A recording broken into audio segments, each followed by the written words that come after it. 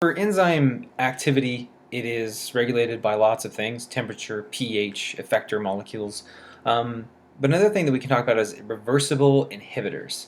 And there's three types of reversible inhibitors. There's competitive inhibitors, uncompetitive inhibitors, and non-competitive inhibitors. And I want to find the person who wrote this textbook, slap them in the face for not using, of all the billions of words in the English dictionary, they couldn't have come up with anything more specific than that. But anyways.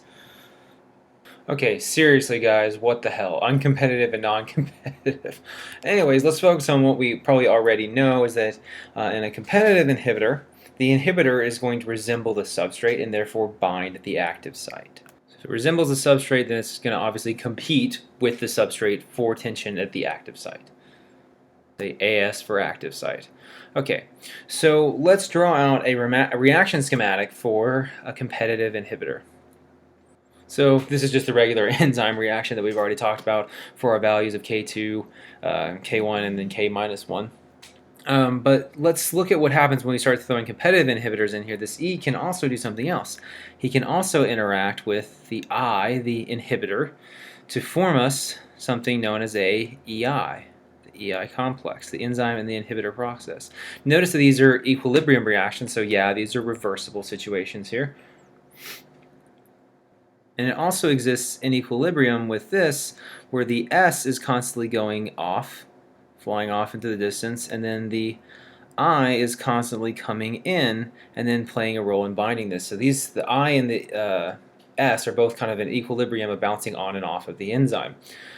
So what are some effects that this is going to have? Well, if you could think about it, this isn't really going to affect your enzyme total, right? Because it's not like we're removing anything from here. This is all in equilibrating reactions here. And this isn't really going to affect the K2. So in our reactions here, Vmax, with the use of a competitive inhibitor, is pretty much unchanged.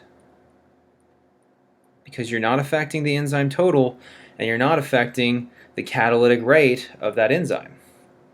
But what you are affecting is this process is here. So this, for every one of these we're going to have less of this. So if we have less ES complex being formed, or I guess you could think of it as being formed at a slower rate, that means that we have a lower affinity, and that means that Km is going to go up. So if we were to represent this graphically, like this, or I guess I'll use it as a, if I can make room for it, a Lineweaver-Burke plot here, because that's probably going to play a little bit more roles into telling us like things like Km and things like Vmax.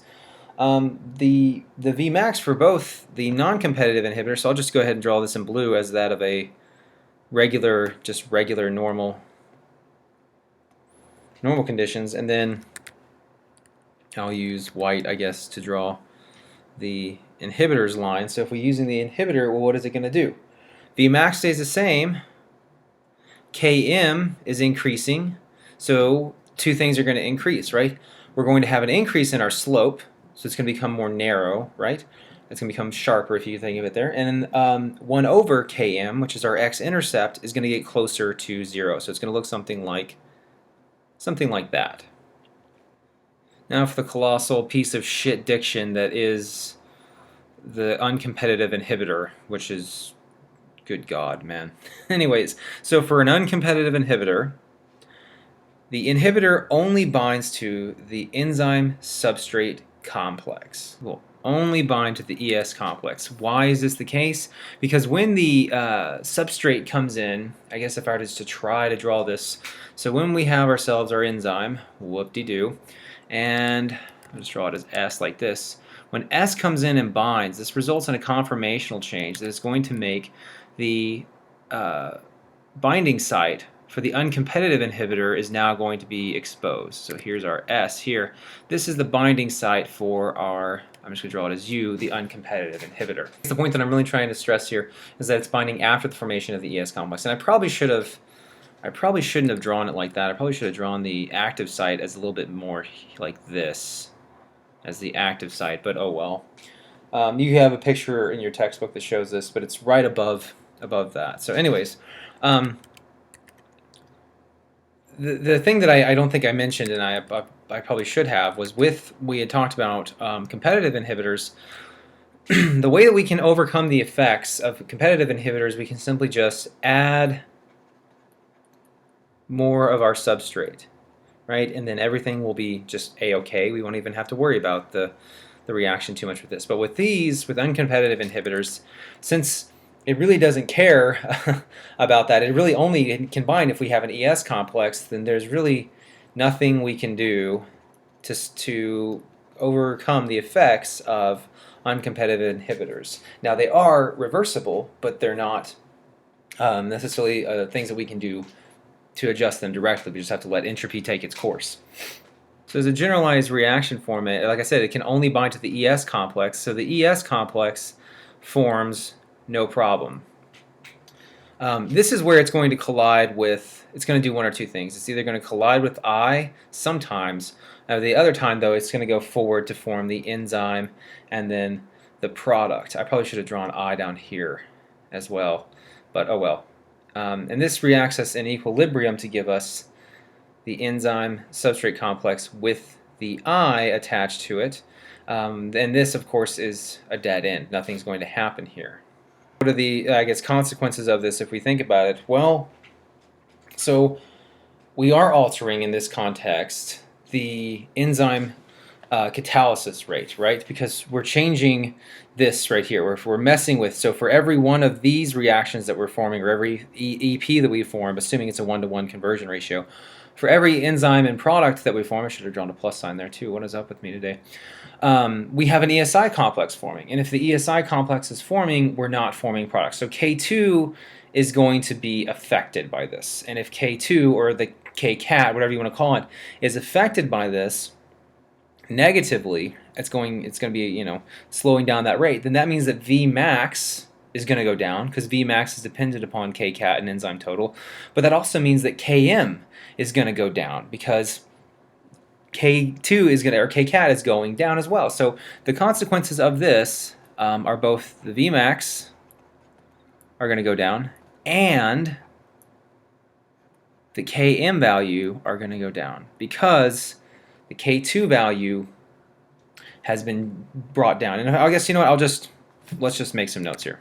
So, in case you forgot, Vmax is equal to K2 times enzyme total, and Km is equal to K minus 1 plus K2 divided by K1. Okay, so remembering these right here and then remembering the relationships that this represents will help us out a lot. And this is the hardest thing for a lot of people to get, believe me. So if we were to graph this, well, both Vmax have gone down and Km have gone down. What do you suppose that graph is going to look like if you were to hypothesize it for an uncompetitive inhibitor? Well, then if we take the inverted versions of this, 1 over Vmax and then 1 over Km, then they're both going to be increased. So here we see I'll just draw it like this. This is the normal conditions in the pink, and in white I'll do the inhibitor.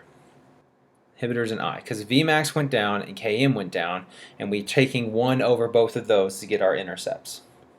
Okay, so for the other, and I just cannot believe that they had this diction going on here, but for non-competitive inhibition, the inhibitor and substrate are going to bind simultaneously at different positions. So they bind simultaneously at different positions. So just like this, where this affects the ES complex, as you can imagine, and I'll draw out a reaction schematics illustrating this, but there is nothing you can do. Increasing the substrate concentration won't have an effect on this. So let's draw out the reaction, I guess, schematic here. So in this example, we're just kind of ignoring I here to a larger extent, where it goes off and it forms the enzyme substrate complex, while at the same time existing in equilibrium is the EI. But remember, this is not binding at the active site. You could almost think of it as binding almost allosterically. This EI is binding to this. Notice that these are just the similar representations of the same thing. It just depends on, I'm drawing them both bind together here as this, or this in case this was formed first, but this reacts in equilibrium with this ESI complex to bind with an I to give us an ESI, which takes us absolutely nowhere. Okay, so this is the thing that drives a lot of people crazy, and it kind of pissed me off at first too. In this type of a reaction, the Km value is the same as that of an uninhibited enzyme. It does not have any effect on the Km. If you remember back to Km, Km is dependent upon what? K2, right? So, well, I mean not just K2, K1, K minus 1 plus K2 divided by K1. So for this, the affinity, if you could think about it, for it to bind to the substrate isn't really affected by this. What is affected, though, is your Vmax. Why is Vmax affected? Because your enzyme total is affected. So for Vmax, this is going to go down. So if we were to represent this graphically like I have with all the others, here's my Lineweaver, whoa, okay? That's my Lineweaver-Burke. Here's my normal line. So Km is the same. Starting off here, oh, snap, white. Starting off here, that's the same, but my Vmax has gone down. So if I take the inverse of that, that means that my Vmax, my intercept, is going to be at a higher point than that. I know that this is a lot to think about, but using this is a really helpful way of expressing things and really a helpful way of understanding the kinetics of enzymes.